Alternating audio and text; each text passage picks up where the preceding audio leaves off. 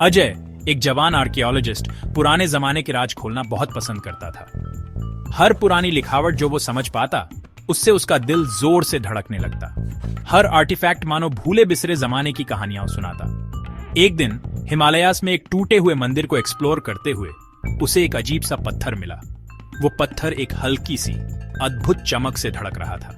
जैसे ही उसने धूल हटाई, उस पर बारीक नक्काशी दिखाई देने लगी। वो एक नक्शा था, कोई आम नक्शा नहीं। ये नक्शा एक अनजानी एनर्जी से गूंज रहा था, उसे एक एडवेंचर की तरफ बुला रहा था। नक्शा एक ऐसे आइलैंड का जिक्र कर रहा था जो धुंध में छुपा हुआ था, दूर समुद्र के पार। एक आइलैंड जो समुद्र में समा गया, वक्त और यादों से खो गया। कहानियों में उसे फुसफुसाहटों का द्वीप कहा जाता था। नक्शे में इस आइलैंड पर एक खोए हुए शहर का इशारा था, एक ऐसा शहर जो बेहिसाब दौलत और ताकत से भरा था। उसके आर्कियोलॉजिस्ट दिल में इस शहर के राज जानने की ललक थी, लेकिन कहते थे कि इस आइलैंड की रक्षा सिर्फ समुद्र ही नहीं करता था, उसके अंधेरे जंगलों में खतरा छुपा था। पुरानी कहानियां फुसफुसाती थी। फिर भी अजय एक अनजानी ताकत से उस अनजाने की तरफ खींचा चला जा रहा था। कहानियों में खोए हुए शहर के बीचों बीच छुपे एक खजाने की चर्चा थी। एक ऐसा खजाना जो किसी और जैसा नहीं था। कहते थे कि उसमें खुद समय को कंट्रोल करने की ताकत थी, बीते हुए समय को वापस लाने की, आने वाले समय को तेज करने की ताकत। ऐसी ताकत दुनिया बदल सकती थी, लेकिन गलत हाथों में यह उसे तबाह भी कर सकती थी। अजय खतरे जानता था।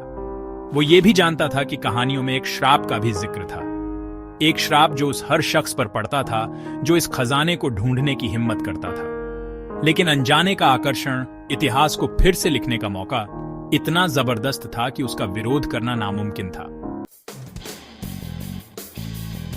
अजय जानता था कि वो इस खतरनाक सफर पर अकेले नहीं जा सकता। उसे एक टीम की जरूरत थी, ऐसे लोगों की जिन पर वो भरोसा कर सके। उसने माया से संपर्क किया, एक अनुभवी एक्सप्लोरर जो निडर और जुगाड़ू थी। उन्हें किसी ऐसे व्यक्ति की जरूरत थी जो खोए हुए शहर की प्राचीन भाषा को समझ सके। फिर आए कबीर, एक कुशल लिंग्विस्ट जिनका दिमाग भूली हुई भाषाओं का खजाना था।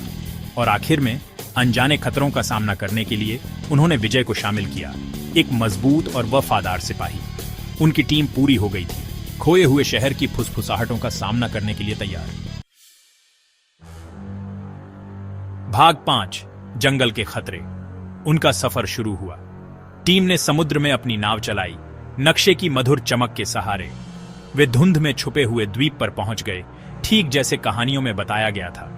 जंगल ने उनका स्वागत घुटन भरी गर्मी से किया। लताएं पंजों की तरह फैली हुई थीं और हवा में नमी भारी थी। जहरीले सांप उनके पैरों के नीचे रेंग रहे थे और अनदेखे जानवरों की दहाड़ घने पेड़ पौधों से गूंज रही थी। वे दलदली जमीन से जूझते हुए आगे बढ़े, कीचड़ उन्हें निगलने की धमकी दे रहा था। हर कदम उनकी हिम्मत और दृढ़ संकल्प का सबूत था। भाग 6, प्राचीन श्राप। जैसे जैसे वे आगे बढ़ते गए, जंगल उनके चारों ओर सिमटता गया। हवा ठंडी हो गई और एक भयानक सन्नाटा छा गया। वे टूटे हुए खंडहरों पर ठोकर मारते हुए आगे बढ़े, जो पेड़ पौधों से आधे छुपे हुए थे। एक सभ्यता के अवशेष जो जंगल में समा गए थे। फुसफुसाहटें उनका पीछा करती रहीं, हवा में बहती रहीं। क्या यह सिर्फ हवा थी या प्राचीन श्राप अपना जादू बिखेर रहा था? वे आगे बढ़ते रहे, खोए हुए शहर का वादा उन्हें आगे बुला रहा था। लेकिन जंगल अपने राज छुपाए हुए था, उन लोगों को फंसाने के लिए जो उन्हें उजागर करने की हिम्मत करते थे। भाग 7, शहर का ताला खोलना। हफ्तों की मशक्कत के बाद जंगल आखिरकार हट गया। उनके सामने एक ऊंची दीवार खड़ी थी जो बेलों से ढकी हुई थी, फिर भी शानदार थी। खोए हुए शहर का प्रवेश द्वार। लेकिन प्रवेश द्वार बंद था, जटिल तालों और पहेलियों से सुरक्षित। कबीर, भाषाविद, आगे बढ़ा। उसने प्राचीन चिन्हों को समझा। उसकी उंगलियां धुंधले शिलालेखों पर घूम रही थीं। हर सुलझी हुई पहेली ने प्रवेश द्वार का एक हिस्सा खोल दिया। आखिरकार एक तेज आवाज के साथ दरवाजा खुल गया और अंदर शहर दिखाई दिया। भाग 8, खंडहरों में फुसफुसाहटें। खोया हुआ शहर एक लुभावना नजारा था। मंदिर आसमान की ओर बरा रहे थे। उनकी कभी चमकदार सतहें अब काई और बेलों से ढकी हुई थी। बड़े बड़े महल खाली पड़े थे, उनकी खामोशी अतीत के भूतों से गूंज रही थी।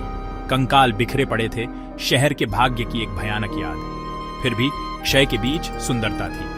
दीवारों पर जटिल नक्काशी, एक शानदार अतीत की कहानियां फुसफुसा रही थी। लेकिन हर कोने में खतरा मंडरा रहा था। छुपे हुए जाल अनजान पैरों का इंतजार कर रहे थे और हवा एक अजीब ऊर्जा से गूंज रही थी। भाग 9, सपना या हकीकत। वे आखिरकार शहर के केंद्र में पहुंच गए। एक विशाल हॉल जो सोने की मूर्तियों और कीमती रत्नों से भरा था। बीच में एक चबूतरे पर एक क्रिस्टल रखा था जो अलौकिक प्रकाश से धड़क रहा था। वह खजाना जो समय को नियंत्रित कर सकता था। जैसे ही अजय उसके पास पहुंचा, एक विशाल सांप निकला। उसके शल्क हजारों पन्नों की तरह चमक रहे थे। खजाने का रक्षक, प्राचीन श्राप का अवतार। तेज रोशनी चमकी। अजय ने महसूस किया कि उसके शरीर में ऊर्जा का एक झटका लगा। वह उठा, उसका सिर धड़क रहा था। एक साफ सफेद कमरे में एक अस्पताल। क्या यह सब एक सपना था या खोया हुआ शहर असली था? उसका खजाना मिलने का इंतजार कर रहा था। एक ही सवाल उसके दिमाग में गूंज रहा था, सपना या हकीकत? रेखा धुंधली हो गई। उसने अपने हाथ की ओर देखा जिसमें एक गंदा चमकता हुआ पत्थर था।